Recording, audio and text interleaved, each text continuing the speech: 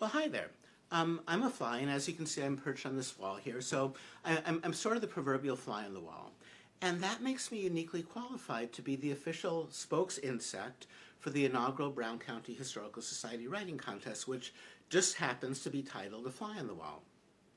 Now, there's money and prizes to be won here. I'll talk more about that later, but since I'm an incentive-driven insect, I thought I would throw that out there up front just in case you're of a similar mindset. Now, I should point out that the contest isn't named after me directly, but rather I'm sort of a metaphor for good observational writing, because part of being a good writer is being a good observer. Now, I'm sure you've heard people say, I wish I could have been a fly on the wall when that thing happened. And, I have to admit that the first time I ever heard this, I took it literally because, after all, who wouldn't want to be me? I've got these great hairy legs. I have these pretty wings that I moisturize regularly. But my role as an insect beauty influencer is a story for another time and another place. What's important here is that as a fly on the wall, I see things and I hear things that were never intended for my ears. And that can create fodder for some really interesting stories. So enough about me. Ultimately, I was hired to do a job, and that's to tell you about the writing contest. Now, these historical society people, they want you to write a story that's narrated by a fly who travels back in time to a bygone era and tells about the things that it sees. Exactly how far back in time is entirely up to you. But since this is being sponsored by a historical society, I should point out that they'd like it to be during a time before cell phones existed, and when lifestyles and customs and culture and clothing, even the way people talked, were a bit different than they are today. Now, the place where your time-traveling fly is doing its eavesdropping is also up to you. So, for example, maybe your fly is on the wall of your own house, but 100 years in the past. Or maybe it's on the wall of an old restaurant in your neighborhood, and you wonder who might have eaten there 100 years ago. That could create a really good basis for an interesting story. Now, I've been told that this very wall that I'm perched on was built by a family named the Wheelers back in 1876.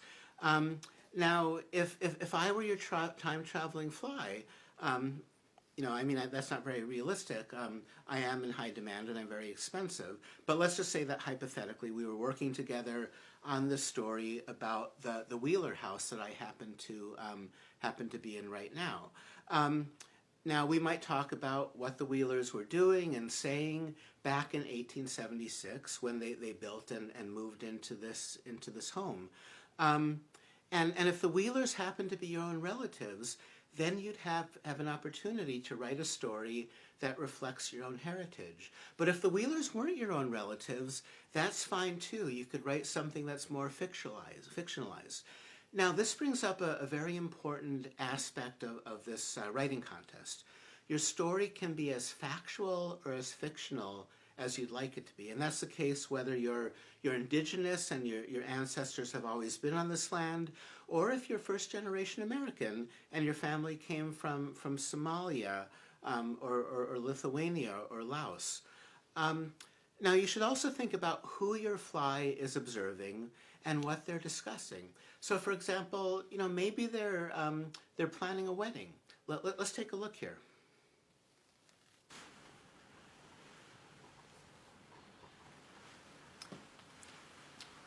Oh, she looks like she's a very happy bride, and she'll be happily married for at least 19 years and 4 months. Or maybe they're hiding a family secret. Let's take another look. Oh, my goodness, the things that I see as a fly on the wall. I need to write this down before I forget what I just saw. Or maybe maybe that your fly is on the wall of your great-great-grandparents' house, and they're planning their escape from persecution to a faraway place like Wisconsin. Let's take another look.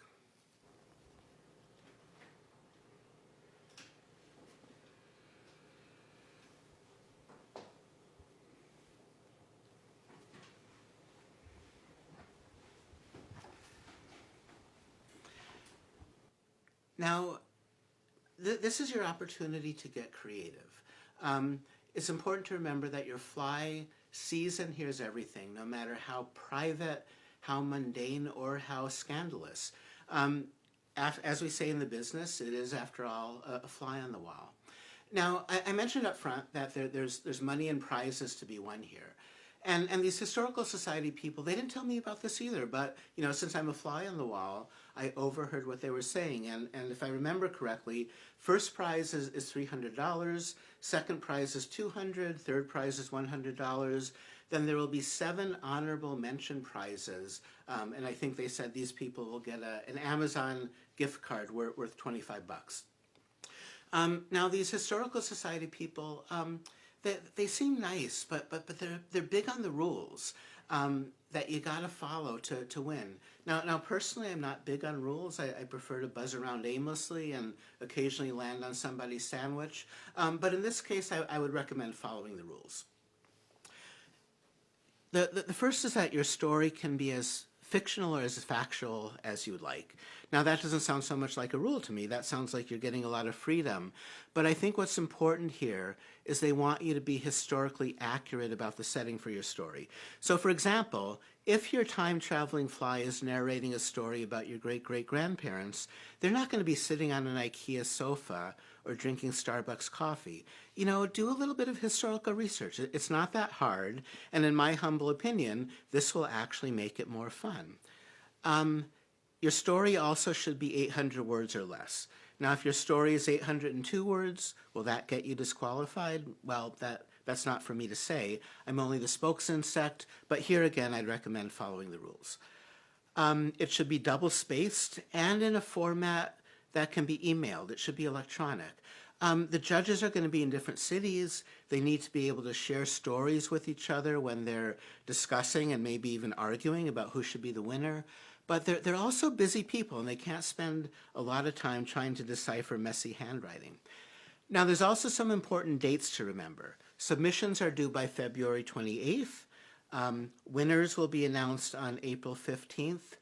And maybe even more important is how you submit your story. You need to send it, you need to go to this website, which is Brown County Historical SOC for society.org/writing contest. So Brown County Historical Society.org/writing contest. Or alternatively, if you prefer to email your story, you can send it to flyonthewallwritingcomp@gmail.com.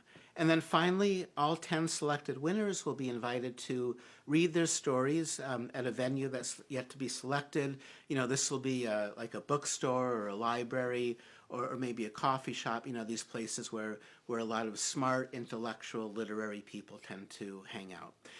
That's what I have to share with you today. I do hope that you submit a story and have a lot of fun doing it. I do need to go. I've been discovered, so I need to run.